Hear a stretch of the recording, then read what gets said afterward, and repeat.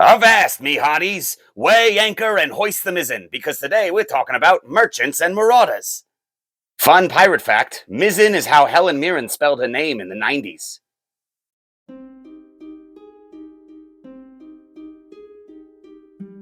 Merchants and Marauders is an open-world sandbox experience for 2 to 4 people. In this game, players will step into the role of one of 16 unique captains, each with their own stats and special abilities. The object of the game is to become the most famous pirate in the Caribbean by accumulating up to 10 glory points. Did I say accumulating? Accumulating. This can be done by, among other things, becoming a master trader, raiding merchant vessels and treasure fleets, and stockpiling gold like you're about to remodel a restroom at Trump Tower. Just like with a life of piracy, players will be drawn to this game by the promise of freedom and unbound possibility. Let's face it, chasing pawns around a linear game board just isn't everybody's bottle of rum. But Merchants and Marauders ain't like that. Here's a game that sits you down and says, here's some rules, here's a map, here's your ship, go earn 10 points, and leaves it to the player to decide the most optimal way to do that. Light RPG-style elements, like upgrading your ship or improving your skills, give each game a strong narrative feel as you tell the story of your unique captain. Maybe you'll corner the local spice trade, or dodge Navy warships while searching for buried treasure, or even find yourself face-to-face with the legendary Blackbeard. On their turn, a player takes up to 3 actions. That's 3. I've got 4 fingers. They can move, sailing to an adjacent sea zone or to and from a port. They can scout, which allows them to look for other ships and attack any they find. Or they can take a port action, which allows them to do a range of things, like repairing their ship or buying and selling goods. When one player finishes their 3 actions, play moves clockwise around the table until all players have had a chance to take their turn. Also, each round of play begins with an event card, representing anything from unexpected hurricanes, to war breaking out between the nations, to dangerous NPC captains spawning on the board. In this way, each new round brings a disruption to the status quo, threatening to turn the waters of the Caribbean from tranquil to treacherous at the turn of a card. With these systems established, players are unleashed upon this lavishly painted game board and given total freedom to go where they want to go and do what they want to do. So, what do they want to do? In a huge slap in the face to the concept of alphabetical order, let's start with the merchants. A merchant player will usually begin their turn by visiting the local port to go shopping, which they do by drawing 6 cards off the top of this cargo deck. Individual cargo cards can be bought for 3 gold apiece, but drawing multiples of the same type of cargo card drops the price, allowing lucky merchants to fill their holds with bananas, and one must therefore infer banana spiders, at a massive discount. Next, they'll want to check nearby islands to see if their cargo is currently in demand. Cargo that's in demand sells for a whopping 6 gold pieces each, and players who sell 3 or more in-demand cargo cards at once earn themselves a shiny new glory point. The merchant player must then race to the neighboring port, hoping to get there before the spider eggs inevitably hatch, and before a rival merchant player has the chance to offload their cargo first. That's because selling even a single piece of in-demand cargo causes a port to draw a new demand tile, potentially robbing other players of a lucrative payday. If they can manage to stay one step ahead of the competition, merchant players can usually count on a steady stream of both gold and glory points. But as they accumulate this wealth, they become increasingly lucrative targets for the other players, as well as for NPC pirates that can spawn randomly on the game board. This means that merchant captains also need to make sure to arm and upgrade their vessel to fend off anyone who might try to appropriate their cargo. Though by now it's probably just 4 tons of banana peels and wandering spiders, so I'm not sure why anyone would want it. But what if a life lived inside the law just isn't for you? Well, you can also be a marauder, a pirate captain who hunts down merchants and helps themselves to their hard-earned cash. Marauder players can target merchant players, but then they'd have to play through this game's expanded ship-to-ship combat rules, and, Welcome to Mechanics Minute with Crunchy, where I take a deeper dive into a specific board game mechanic.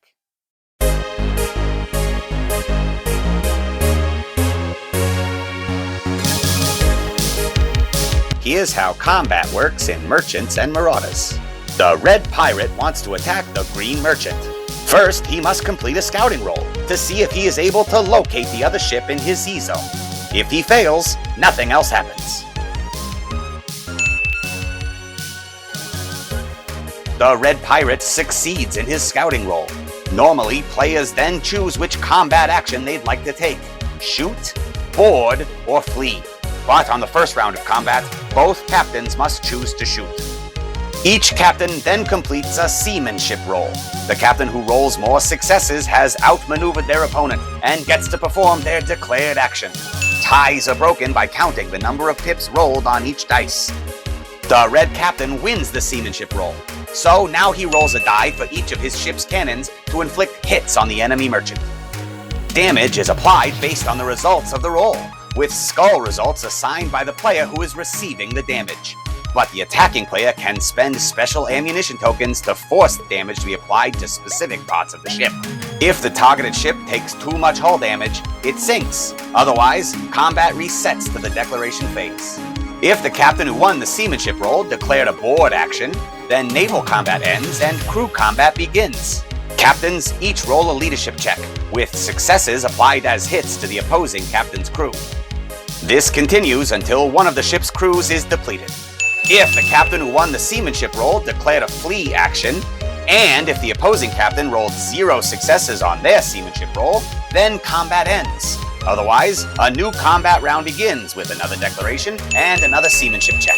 Combat continues in this way until one of the ships is destroyed, loses all of its crew, or successfully flees from the combat. And that's how combat works in Merchants and Marauders.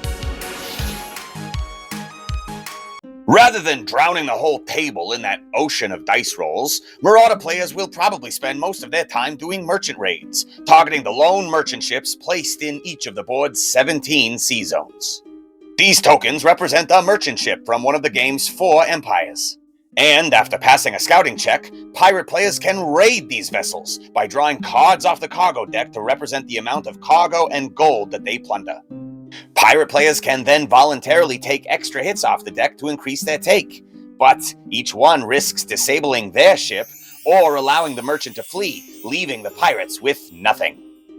Oh, and every time a pirate player manages to steal 12 or more gold in one of these raids, they earn a glory point, bringing them one step closer to victory. And so, Marauders have to live on the razor's edge, never knowing if that next raid might make them a fortune, or send them limping back to port with barely enough gold to plug the holes in their ship. Oh, and don't think that the Caribbean's imperial powers are just going to take this mischief lying down. Every time a player attacks a merchant, they'll earn a bounty from that merchant's empire, which means they're now locked out of docking at any of their ports, and they'll be hunted by NPC Navy ships, as well as by any other players who might want to cash in on that price on their head. You can also spend your time completing missions, which you pick up at specific ports and which send you to various points on the map, usually to complete a skill check in exchange for a glory point. You can also investigate rumors, which are similar to missions, except that some of the time they're not true and don't give you anything. With all of these varied ways to score points, you're free to approach this game however you want. Well, kind of.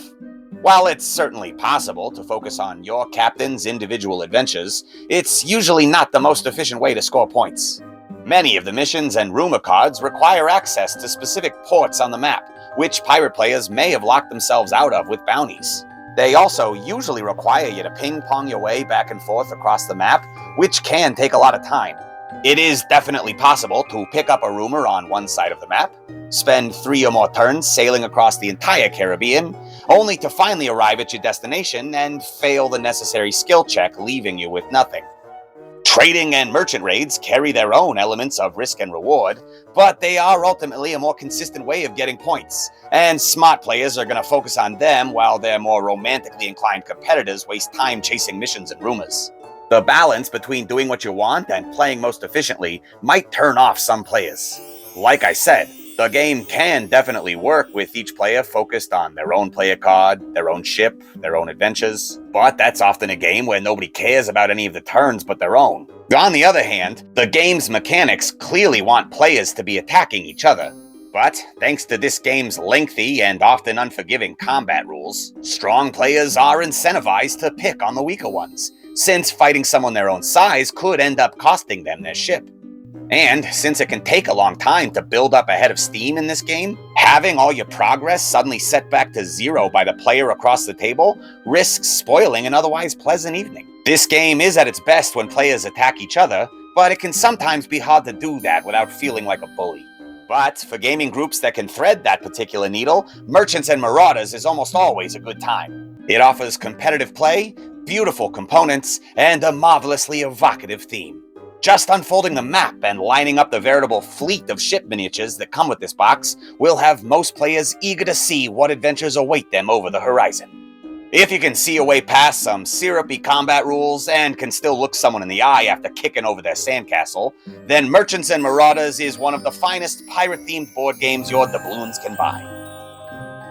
Thanks for watching this board game review. Let me know in the comments what you think of Merchants and Marauders, and if there's any of these other board games you want me to review. Oh, and a special thanks to my human hand helpers who move some of the board game pieces around. Yeah, it turns out with hands like mine, it's really hard to manipulate tiny pieces of plastic. Don't forget to like and share, and we'll see you next time. And in the words of history's greatest pirates, I'm gonna go download Metallica's entire song catalog.